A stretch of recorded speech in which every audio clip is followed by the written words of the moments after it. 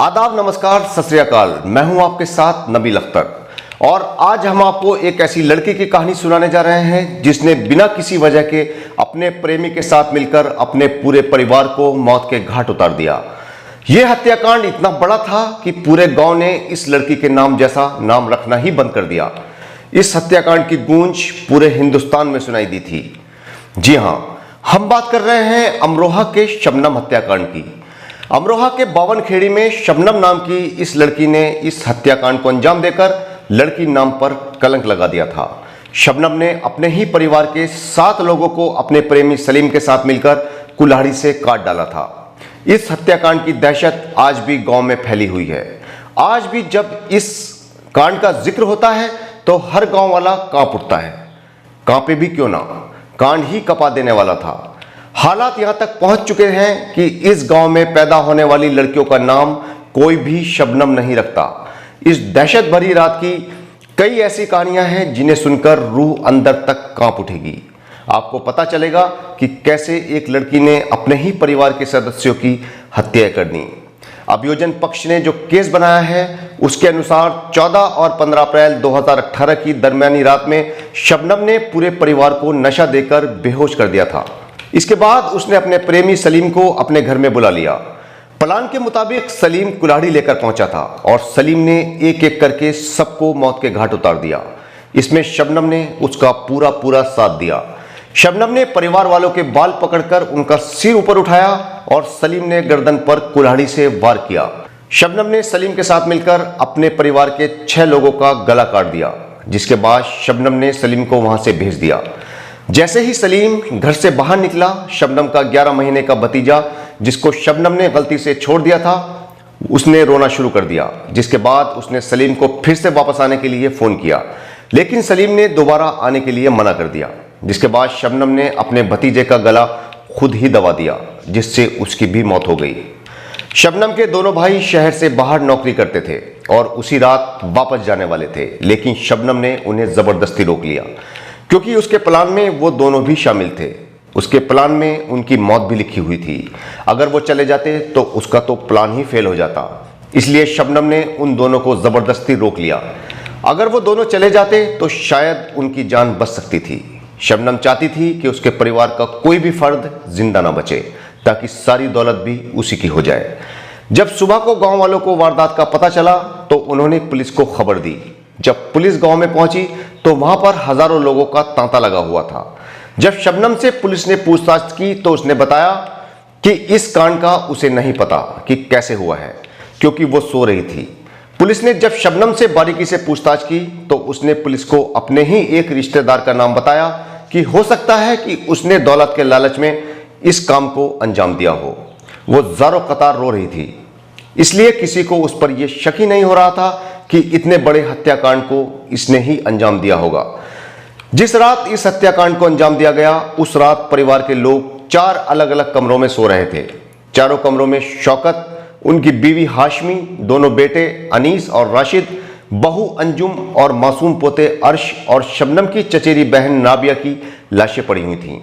11 महीने के मासूम को छोड़कर सभी का गला कटा हुआ था और शौकत के परिवार की अकेली जिंदा लड़की शबनम कमरे के कोने में बैठकर दाढ़े मार मार कर रो रही थी। बावनखेड़ी गांव अमरोहा से सिर्फ 20 किलोमीटर दूर है। शबनम और सलीम के बीच प्रेम संबंध थे। शबनम डबल MA पास थी।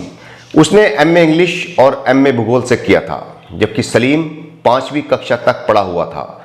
शबनम एक अच्छे खाते पीते परिवार से ताल्लुक रखती थी। उनके पास काफी जमीन थी। वहीं दूसरी ओर सलीम मजदूरी करके अपना पेट भरता था।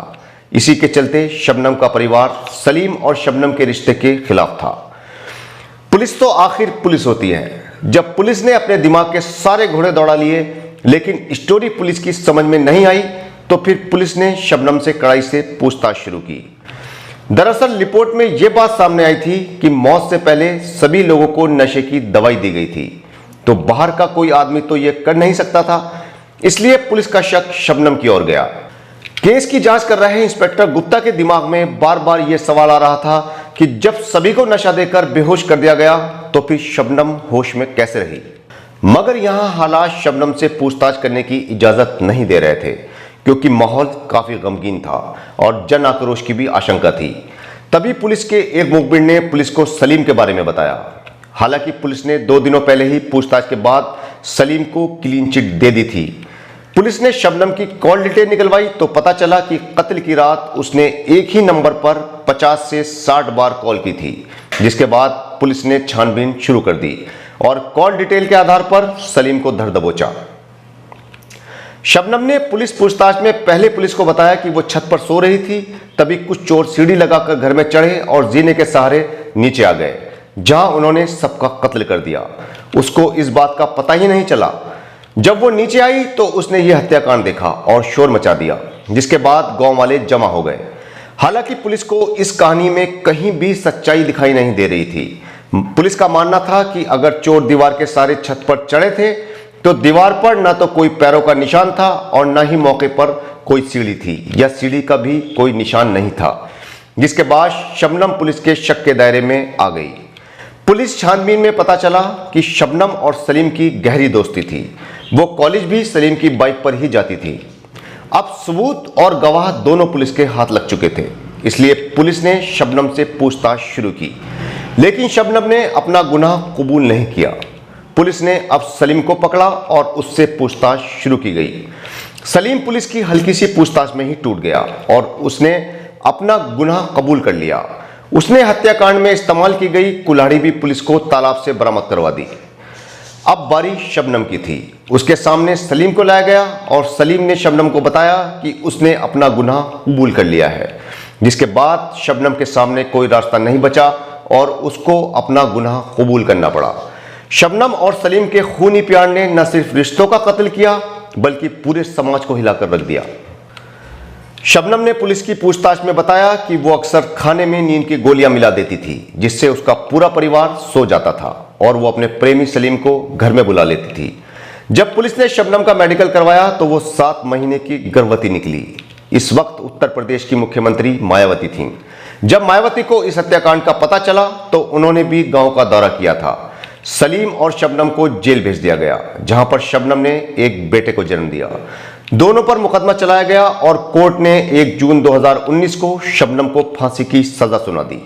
सलीम को नैनी जेल की हाई सिक्योरिटी बैरक में रखा गया है और उसकी दया याचिका राष्ट्रपति के यहां पर लंबित है।